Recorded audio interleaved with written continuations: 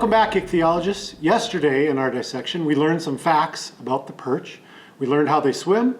We learned how their special colors help camouflage their bodies and help them to hide. Ichthyology was the big word we learned, and it means the study of fish. Today we're going to use a different science word. We're still going to be doing ichthyology, but we're going to use a word that describes when we study body parts of an animal. That word is anatomy.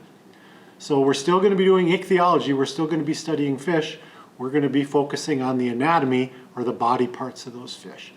Today especially we're going to spend our time looking at some of the external or the outside features of the perch, starting with the head. So here's our fish, and we'll start with some of those easy body parts on the head to begin with. Okay, here's our fish. We're going to start with some of those easy external body parts. Perch have a nose, or at least some nose openings, just like people do. If you can look closely, they're a little hard to see, but there's two nose openings on each side of the fish's head. There's two over here, two over here. There's one is right there and one is right next to it, so there's sort of a little tube connecting the two of those little openings. If we look at the body of the perch, most fish anyway, are covered with scales. All of these tiny little scales, they're all over. Underneath the scales is a layer of skin. That's where the color of the fish is that we already talked about. And each of these scales, although they're fairly smooth, it's kind of like a tiny little armor plate. They're there to protect the fish. On top of the scales, so there's a layer of skin, there's a layer of scales. On covering the scales, there's a layer of slime, and you really can't see it, but you know it when you touch a fish. The slime is there to protect the perch or the fish from germs in the water, and it smooths out their body, makes them even more slippery as they're able to swim or to try and get away from predators.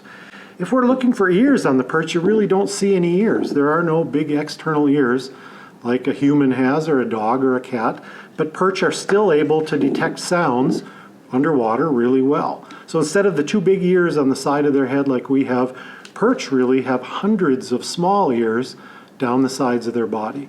And although I call it an ear, it's not really an ear, it's just a tiny hole in a scale, and it works the same way as an ear does. And the way it works is sound waves go into those little holes, and inside the holes there are nerves, and the fish uses those nerves to detect the sound.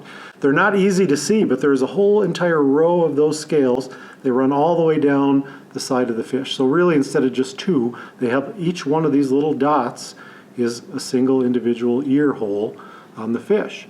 Might be 100 on each side. So 100 over here, 100 on the other side of the fish, 200 little holes. We call those special scales a lateral line. And a lateral line takes the place of ears on a fish.